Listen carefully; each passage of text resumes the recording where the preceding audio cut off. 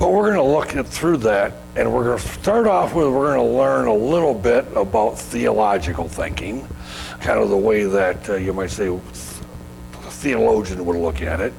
And then we're going to look at as far as breaking it down, and it tells us so much about Jesus Christ. That's really what the story is about. So starting off in Genesis 14, verses 18 through 20, and Melchizedek, king of Salem, brought out bread and wine. Now he was a priest of God Most High.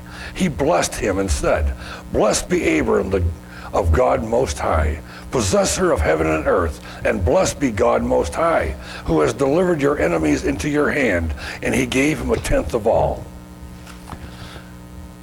That's the Genesis part. All right? And we're going through Genesis, but we need to use the others to build on it. But notice a couple of things. One starts off with he's a king of Salem. Okay? Salem, as you may or may not know, is Jerusalem. That's where Jerusalem actually ended up becoming. This is before Jerusalem existed. It was Salem. So it's kind of, you're starting off with something kind of a little interesting background there. He brought out bread and wine.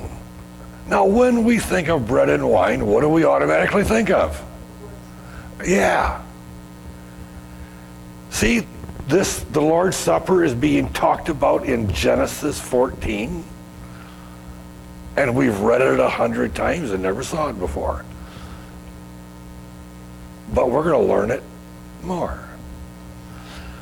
Now, he was a priest of God Most High. So he was a priest. Okay? There was no priests, no priestly system in place. This is long before that. But he was a priest. And he was a priest of God Most High. So he was a godly man. And we know that he was great from the standpoint of, we know that Abraham was great, but this is before Abram became Abraham. This, you gotta remember, this is before the destruction of Sodom and Gomorrah. All these things hadn't taken place yet when this story is actually being written, or at the time it's being written about. But Abram gave him a tenth. Now that in itself is interesting. Why did he give him a tithe? Because that's what it was. And we're going to learn why. All of these questions that are brought up in that little tiny passage of Genesis are explained in Hebrews. We talked about this a little bit in Sunday school, how having the Old Testament is good, was helpful for the people to have, you might say, those books. But how much more we are blessed because we have the New Testament books. Because they are so much more, gives us so much more information about what the Old Testament was about. So we have been blessed in that way. The second time that Melchizedek is mentioned is in Psalms 110 verse 4, and David was the writer of this psalm, and this took place 1,000 years later.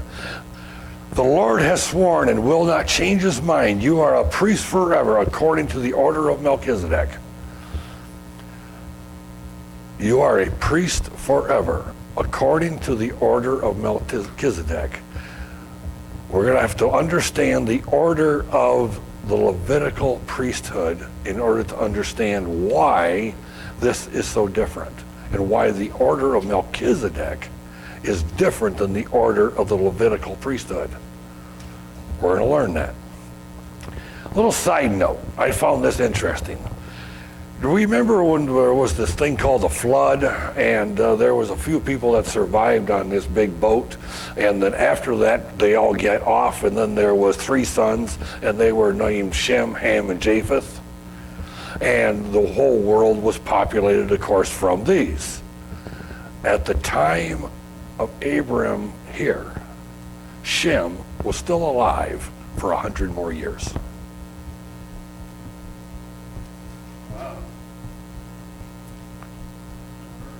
Yeah. Yeah. He was still alive for 100 years after this time period of life of Abram. We don't think about these overlaps of how great-great-great-great-grandpa is still around. He just never left. So he came from him and his two brothers, come off from the ark. Right. Survived. Right. And who did he marry? Well, they were married before they got on the ark. Okay. Gotcha. Okay. So you had the 3 sons, their wives, Noah and his wife. That's the 8 persons on the ark. But anyway, I just ran across that and thought, hey, this is cool. It has nothing to do with our story, but anyway, or what we're learning, but just interesting little side fact. Hebrews 7. Now we're going to jump into Hebrews. Okay, and this is the next 1,000 years later. Okay, so we had the Genesis story, we go 1,000 years to the Psalm, and now we go another 1,000 years to Hebrews.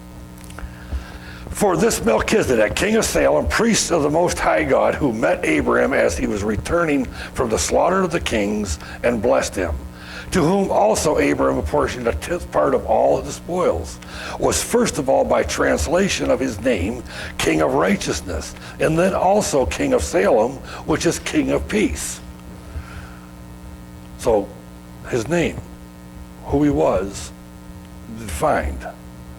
Without father, without mother, without genealogy, having neither beginning of days nor end of life, but made like the Son of God, he remains a priest perpetually. We're going to break that down again. Abraham gave him a 10th of all the spoils after he rescued his nephew Lot, after he was taken captive, and then he sends out his guys, his 300 and some guys, and captures them back and brings them back. And he gives Melchizedek, who had brought out the wine and the bread, a 10th, gave him a tithe, because he was the priest of God Most High. And a tithe belongs to God. And then by translation, his name, King of Righteousness. Melchizedek means King of Righteousness. And also King of Salem, which is King of Peace. So it's righteousness and peace. The one who receives the tithes belong to God, his righteousness and his peace, and he is without father and mother. Now, we're going to see how this is not a literal, but a typology. Having neither beginning of days nor end of life. He had no beginning, he has no end, as a type, not as a real person. As a real person, he was born, he died, he lived for a stretch of life, he had a mother and father and all of these, and as a real person, but not as a type. Because we look at the next thing, but made like the Son of God. Not he was the Son of God, or he was made the Son of God. He was made in a typology like the Son of God. And he remains a priest perpetually. All of these things are going to get explained more and more detail as we work our way through. Typology, this is the theological classification, a theological term. Now, we have heard this before, but we always have a problem in trying to fix a true meaning to it. We talk about the type and the antitype. And we always think of an antitype as the negative, the type being the positive. That's because our brains think backwards. So we're going to try to get our brains squared around today so that we actually see this the way it actually is, not the way our brain tries to make it. Okay, in John 3, verse 14, which is a quote from Numbers 21:9, as Moses lifted up the serpent in the wilderness, even so must the Son of Man be lifted up. The serpent on the post that was lifted up is the type. The antitype is Christ on the cross. See how it's backwards? The way our mind automatically goes? We're going to say, I'm going to show you some more. We're going to go through a few of these just so that it sinks in how it actually works that way. In Exodus chapter 12, verse 5, Your lamb shall be an unblemished male, a year old. You may take it from the sheep or from the goats. The lamb is the type. The antitype is the Lamb of God.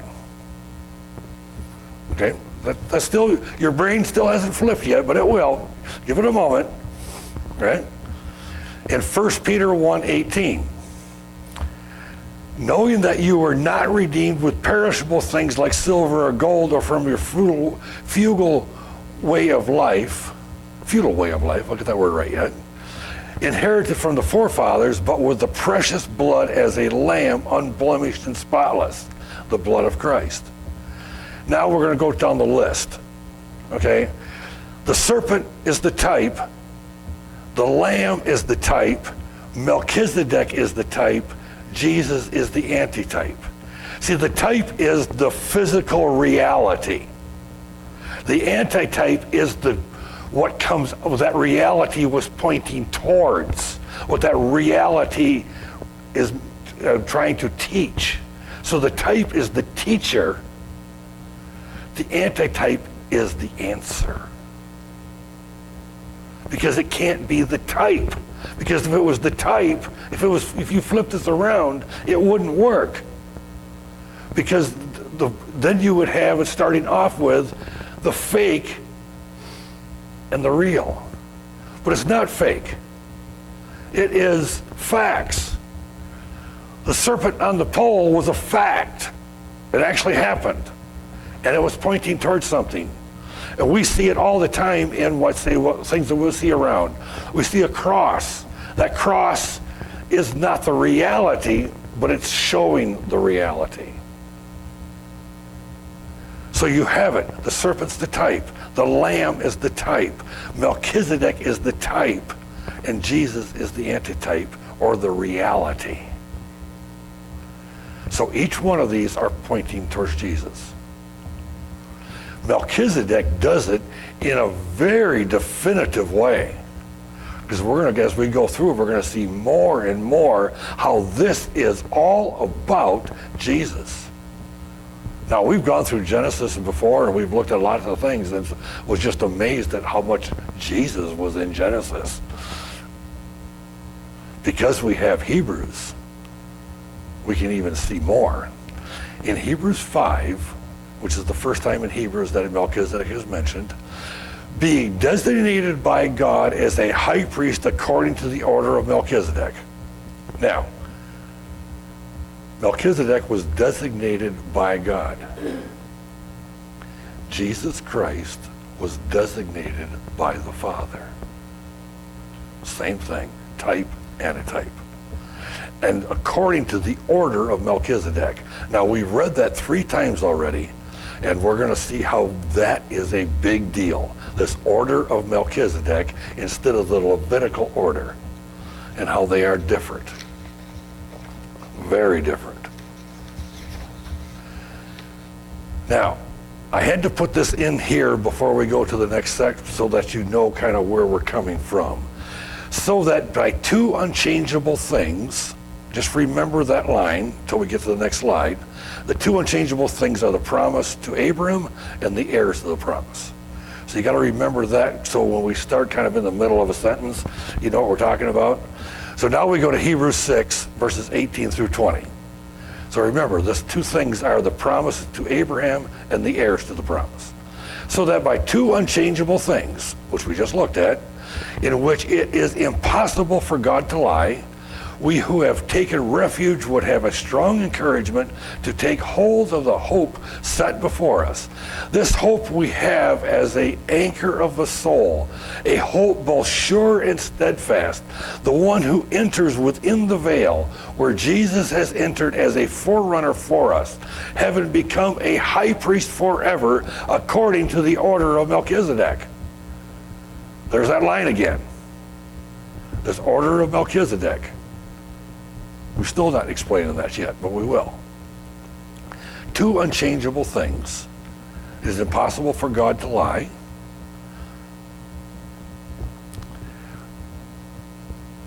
That we might take refuge. We take refuge in him, a strong encouragement. God is incapable of lying. We talk about, God can do everything. Well, there are things that God is incapable of doing. He cannot do anything that is contrary to who he is. Lying would be contrary to who he is.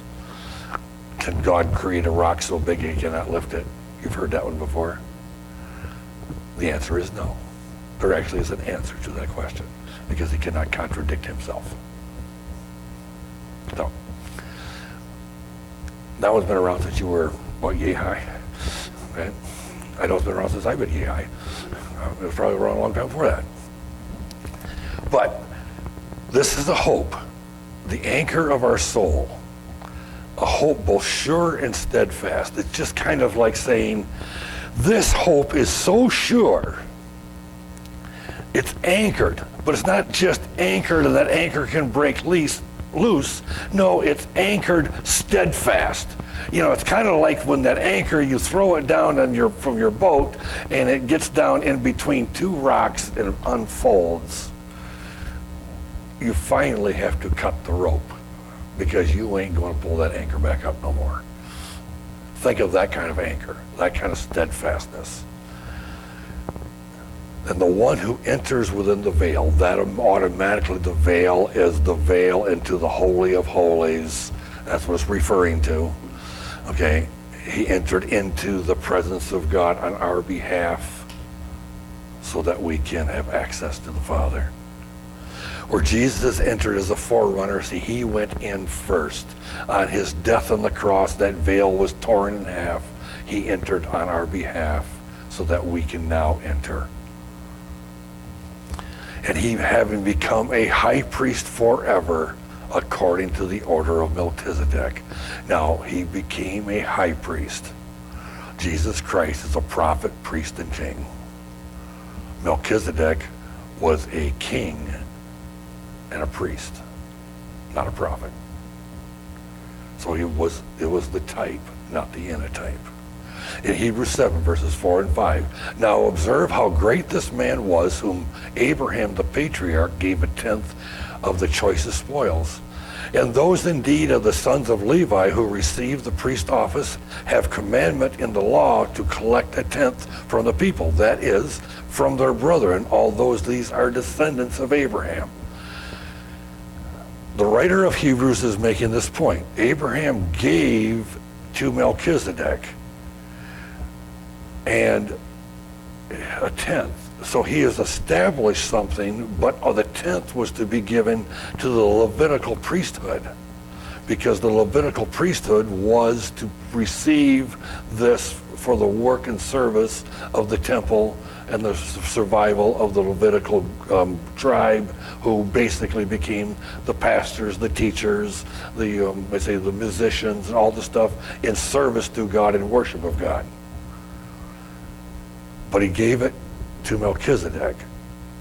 So it's kind of like, it wasn't quite right, but it was. There was a purpose in here. There was something about his priesthood that was relational to the Levitical priesthood, but was different.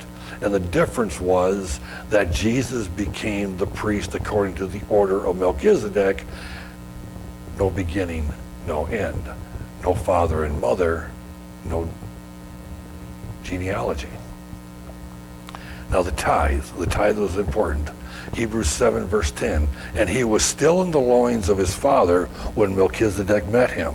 In other words, Levi had yet to be born when the tenth was to be given already.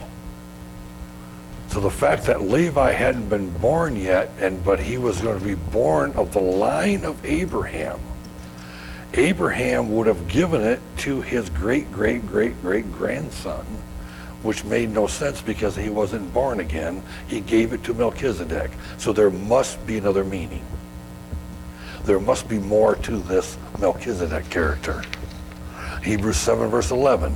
Now if perfection was through the Levitical priesthood, for on the basis the people received the law, what further need was there for another piece to arise according to the order of Melchizedek, and not be designated according to the order of Aaron? the order of Aaron, which was the Levitical priesthood, Aaron being the brother of Moses. Okay, he became the first high priest. That was all established as they came out of slavery in Egypt. So the Levitical priesthood is the law. The law saved no one. The law never provided a path to salvation. The law never gave us a roadmap to God because it was flawed. Now, what made it flawed?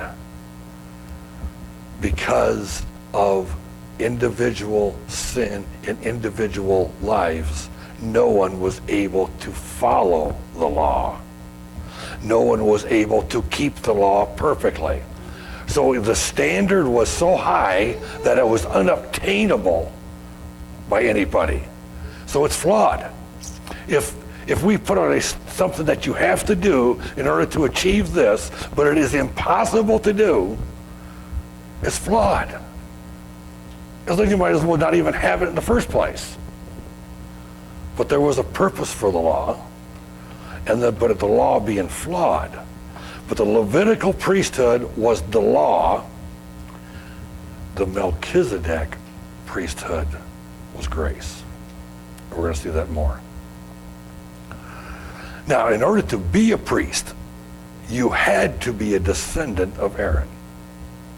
That was of Aaron, Moses' brother Aaron, and who was part of who was a descendant of Levi. But now, you might say, when they established the priesthood, you might say in the wilderness, you had to be a descendant of Aaron in order to become a priest. Now, it was such a big deal that after the time of captivity, when the children of Israel, after the Babylonian captivity, and while that was still kind of going on, they were trying to establish the priesthood again. And in Ezra 2, verse 62, you can read that whole chapter, but it's a whole list of names. These searched among their ancestral registration, but they could not be located. Therefore, they were considered unclean and excluded from the priesthood. There was a bunch of guys that said, I am a descendant of Aaron, so I need to be part of the priesthood. That is my role by genealogy. It's what I have coming, and you have to put me into that system. So they kept, believe it or not, they actually kept really good records of who begat who. And they searched. They couldn't find these guys in the ancestry. And because there was no record of them, they could not become a priest because they didn't show up. You had to be a descendant of Aaron. And you had to be able to prove you were a descendant of Aaron in order to become a priest. Another thing, you could not be a priest unless you were 25 years old. And mandatory retirement was at 50. Another interesting little side fact. But those are important facts, because if you remember, the priesthood of the order of Melchizedek is perpetual. It has no beginning, it has no end. Melchizedek is the type of Christ. It has no beginning, he has no end. It's perpetual. So for him to be a priest according to the order of Aaron would have meant that he was a priest for a short period of time. But according to the order of Melchizedek, he was a priest forever. Melchizedek proved that he was a priest because God Most High called him a priest, and Abraham confirmed it by giving him a tenth. See how all these bits and pieces start coming together, and they start showing this whole thing of a type and an antitype, and it all fits together. Hebrews 7, verses 15 through 17. And this is clearer still, if another priest arises according to the likeness of Melchizedek, one who has become a priest, not on the basis of regulation as to his ancestry, but on the basis of his power of his indestructible life. For it is declared, you are a priest forever in the order of Melchizedek. So if one comes up and says that I am a priest forever, this is what they have to have. They have to have an indestructible life. The only one that meets that requirement is Jesus Christ. Even though they killed him on the cross, he came back to life. So his life was indestructible. He proved it because he is a priest forever under the order of Melchizedek, not the order of Aaron. Verses 18 and 19. The former regulation was set aside because it was weak and useless. For the law made nothing perfect. See, the law is perfect, but it didn't make anything perfect. And that's why it was set aside. That's why we have grace. And a better hope was introduced, which we draw nearer to God. The new hope was grace. See, the law had a purpose. It was the tutor. It was to demonstrate and to show us how it was impossible for us to please God, and that we needed grace. We needed a Savior. That's what the law did. See, if we didn't have the law, we wouldn't know we were doing anything wrong, and we wouldn't be able to see a need. But because we've seen the law, we see the need. And because we see the need, we are searching for a Savior. See, it's grace, not deeds, that bring us to God. Verses 20 through 22. And it was not without an oath. Others became priests without any oath. And he became a priest with an oath when God said to him, the Lord has sworn and will not change his mind. You are a priest forever. Because of this oath, Jesus has become our guarantor of a better covenant. See, God himself took an oath. And actually, next Sunday, we're going to look at that oath. So it's in Genesis 15 and Genesis 17. Of what this oath, we're going to spend the entire time on that oath. But God took an oath. And because, like it says, he could swear by no one greater than himself, he swore by himself. Interesting that God took an oath. He just says that it is.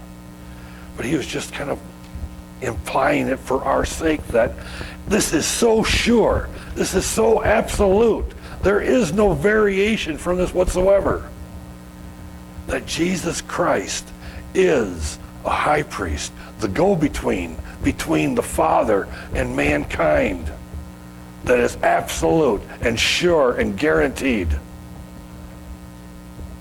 Verses 23 through 25.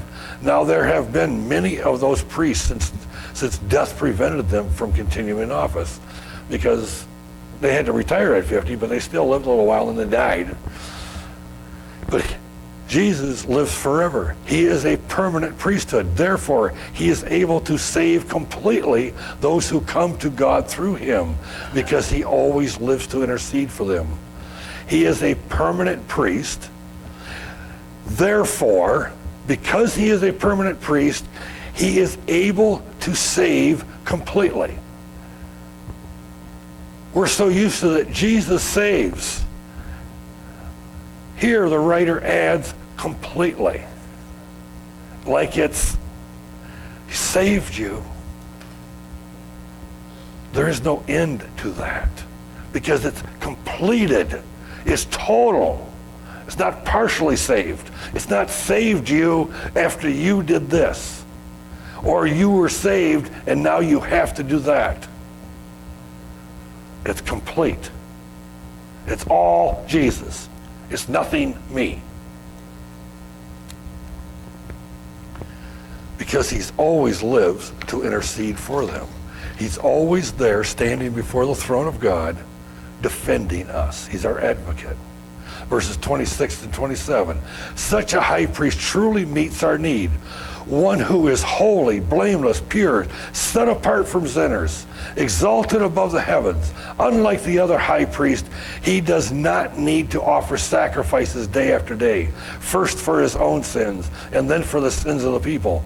He sacrificed for their sins once for all when he offered himself. This was the perfect high priest, but also the perfect sacrifice. He was the priest, is the priest, and the sacrifice, also the lamb. He fulfilled all the roles. And he offered himself. He voluntarily did what needed to be done. It wasn't that the Father sent the Son and said, "Son, you do this or else." No. Son said, "I'm doing this willingly. I lay down my life willingly." He did it out of true, complete, full, genuine love. No other reason. Verse 28. For the law appoints as a high priest men in all their weakness, but the oath which came after the law appointed the Son, who has been made perfect forever.